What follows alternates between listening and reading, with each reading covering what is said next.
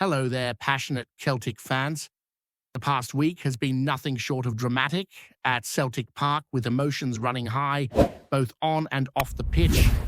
The aftermath of Saturday's derby defeat has left everyone talking, and it is fair to say that tensions within the squad are becoming more visible than ever. Reactions have been pouring in from supporters across the country, and it is clear that the atmosphere in the dressing room is far from harmonious. Luke McCauley's comments after the match were particularly striking, and they have given us a rare glimpse into the mindset of the players as they try to navigate a challenging period under Wilfried Nancy. From the press room at Celtic Park, McCauley spoke with a level of honesty that is unusual for the post-match briefings, and it is hard to ignore the weight of his words. He made it clear that the players feel a certain obligation to back the manager, but that this is out of necessity rather than genuine conviction. The frustration is evident as he described the difficulties of staying united as a team when results are not going your way, and how the second half of the derby highlighted shortcomings in following the manager's instructions. The sense of exasperation in his voice was impossible to miss as he emphasized the cold reality that football is about results. And in mid-season, there is little time for patience or adjustment. The situation is further complicated by the impression that not all players are fully committed to Nancy's vision. While McCauley appears affected by the current run of poor performances, it seems that other squad members may not share the same level of concern.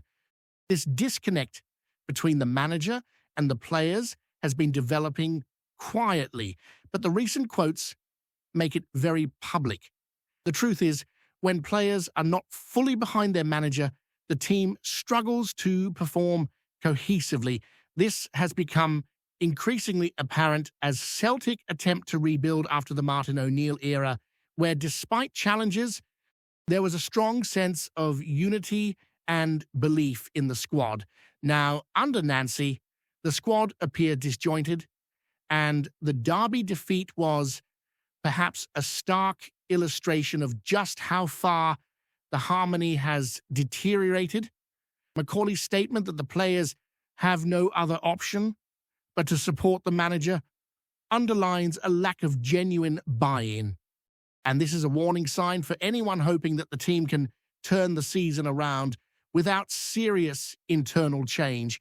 Off the pitch, Celtic have been navigating a period of high speculation, particularly as the January transfer window opens. Fans are closely watching the ins and outs of the squad, and there is a mix of excitement and apprehension over who might be arriving and who could be departing. Recent developments have included the departures of players like Hayato and Amamura, who have left the club after limited appearances and have failed to make a meaningful impact. Amamura's brief stint is a reminder of the challenges Celtic face in recruiting players who can contribute immediately, and the hope is that future acquisitions will be better suited to the rigors of Scottish football. Jamai Simpson, Puji's early exit to the Bundesliga, further highlights the difficulty the club has had in integrating new signings and raises questions about scouting and recruitment decisions made in recent seasons. These exits, while disappointing, also open up opportunities for reinforcements in key areas, and it is expected that Celtic will actively explore options to strengthen the squad as the window progresses.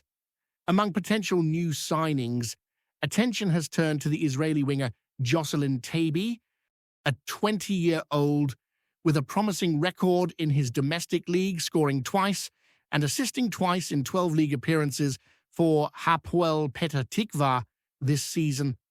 While his numbers are modest, Taibi's pace and ability to get into advanced positions on the flank make him an intriguing prospect for Celtic. There is some skepticism among fans given the modesty of his statistics and the adjustment required to Scottish football, but if he adapts quickly, he could provide a useful option on the right wing. Meanwhile, other rumours continue to swirl around defenders and midfielders, with supporters eager to see whether the club will make decisive moves to fill gaps in the squad and provide Wilfried Nancy with the resources he needs to stabilise the team. The arrival of James Bell-Walker as a scout adds a new dimension to recruitment, bringing experience from Chelsea and Bolton, and there is hope that his insight will strengthen Celtic's approach to identifying talent that can make an immediate impact. Meanwhile, the wider fan base is restless, and recent communications from the Celtic fans collective indicate growing dissatisfaction with how the club is being managed. Supporters are increasingly vocal about their frustration over both on-field results and off-field decisions, and there is speculation that actions such as boycotts could be on the horizon if the situation does not improve. The collective's outreach to fans ahead of the next match against Dundee United reflects the desire for a more active role in shaping club policy and holding leadership accountable. There is a sense that many supporters feel their voices have been ignored for too long, and the level of passion among the fan base suggests that any disruption, whether a partial boycott or protest, will be noticed by the board. With tensions rising, it is clear that the coming weeks will be crucial in determining whether Celtic can restore cohesion both on and off the pitch, and whether Wilfried Nancy can maintain control over a squad whose commitment has already been called into question. In the midst of all this, it is impossible to ignore the contrast between current unrest and periods in Celtic's recent history when challenges were met with resilience. Previous managers, including Brendan Rodgers and even Neil Lennon in his earlier tenure, faced immense pressure and scrutiny, yet there was a visible belief among players that they could overcome difficult moments. Today, however, that sense of collective resolve seems diminished, and the squad's body language and public comments suggest a lack of faith that is hard to overlook. Luke Macaulay's remarks, while perhaps controversial, serve as a reflection of deeper issues that have been brewing for months.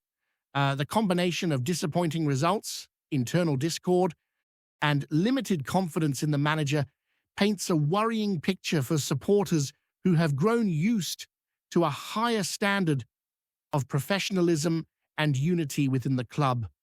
As the January transfer window progresses and speculation continues, the urgency for Celtic to act decisively in reinforcing the squad and addressing internal challenges becomes ever more pronounced. Transfers and squad dynamics aside, it is important to consider the psychological impact these events are having on both players and staff. The constant pressure of negative results combined with a lack of clear backing from the entire squad weighs heavily on Wilfried Nancy, who is attempting to instill a philosophy and strategy that is struggling to take hold. Meanwhile, players like Macaulay are vocal about the difficulty of maintaining focus and motivation when cohesion is lacking, and it is evident that the manager's instructions are not being followed with consistency. Such a scenario creates a ripple effect, with every match becoming a test of patience and endurance, and the potential for further public statements expressing frustration remains high.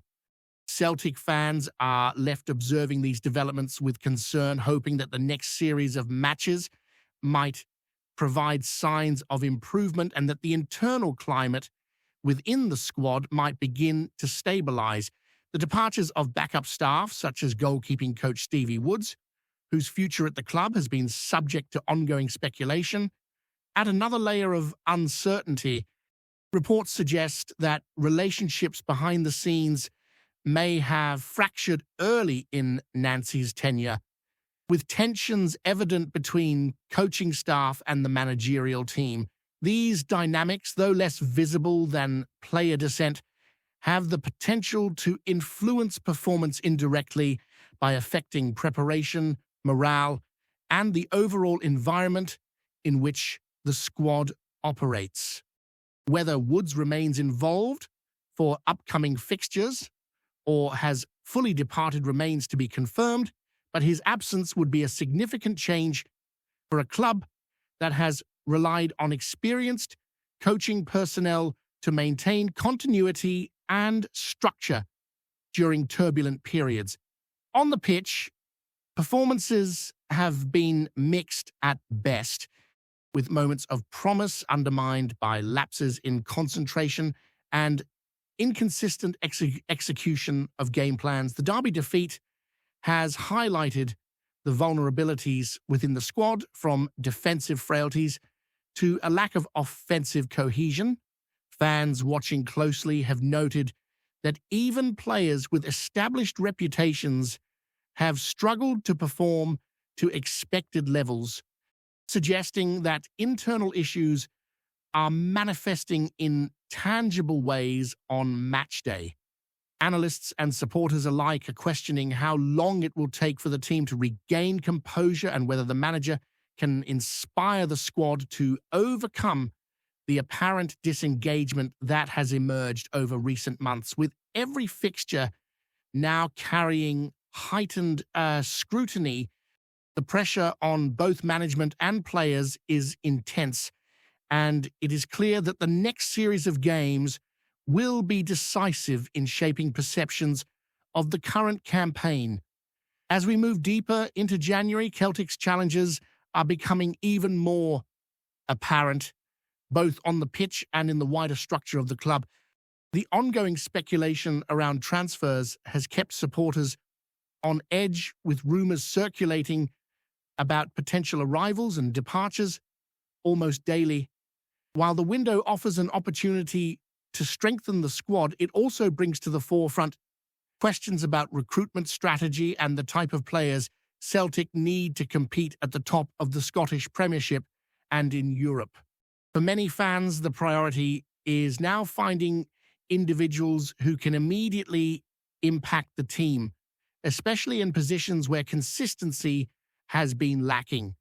The right-back and central midfield areas in particular have been highlighted as zones that require urgent attention, as defensive lapses and a lack of control in the middle of the park have cost Celtic valuable points in recent fixtures. While names like Jocelyn Tabby have emerged, his potential is seen with cautious optimism, reflecting a need for players who can adapt quickly to the physicality and pace of Scottish football. Beyond raw statistics, supporters are looking for mentality, determination, and a willingness to buy into the manager's system, qualities that at the moment seem uneven across the squad.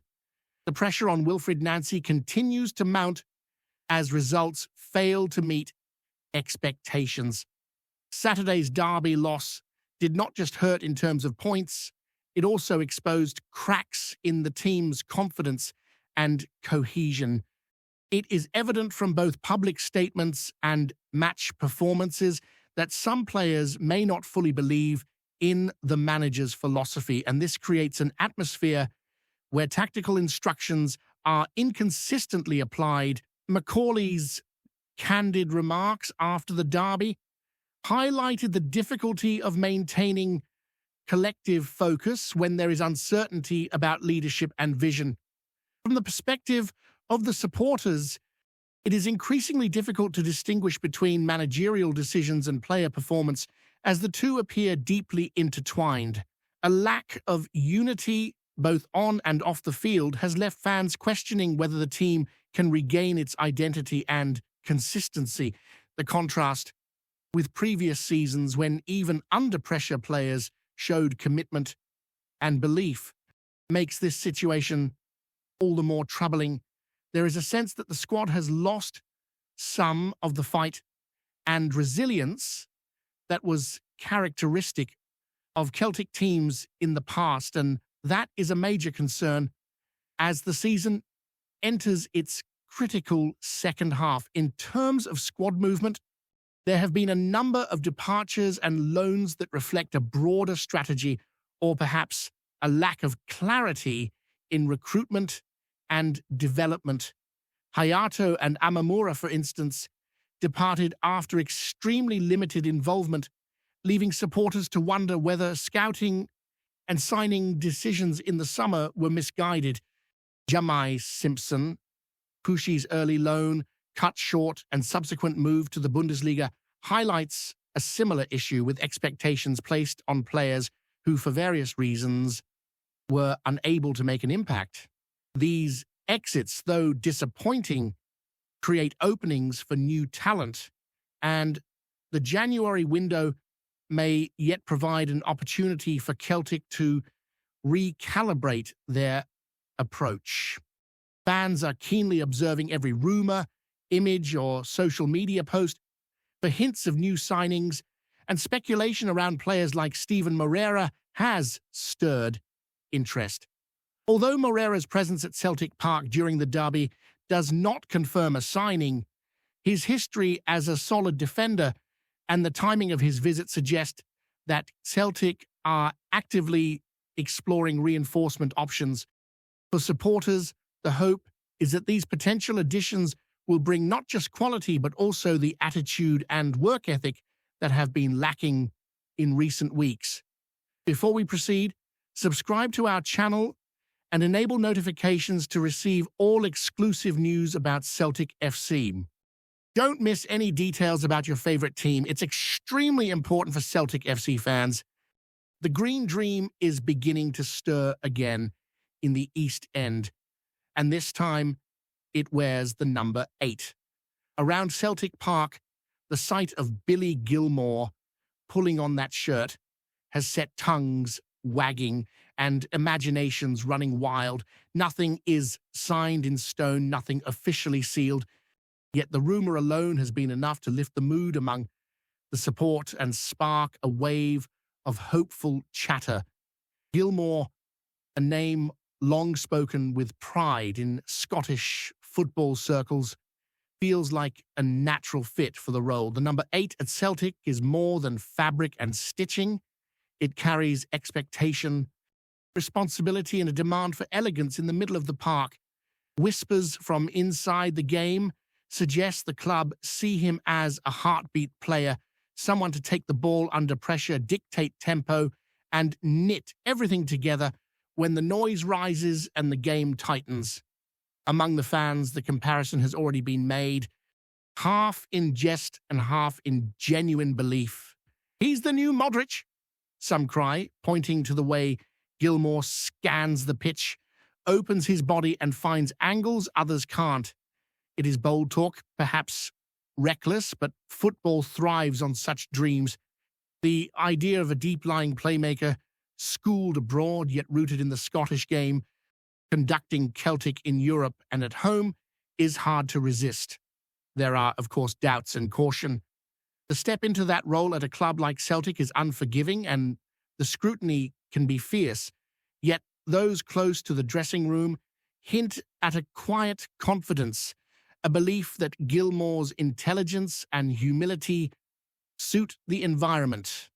If this move becomes reality, it would be more than a transfer. It would be a statement of intent. For now, it remains a rumor carried on the cold Glasgow air, passed from pub to pavement.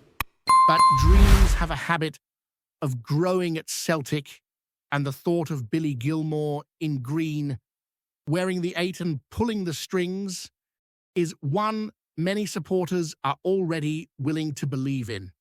Hello, fan. Don't forget to like and subscribe to the channel, as it means a lot to Celtic FC. Also, share your opinion about the news in the comments below. See you in the next video.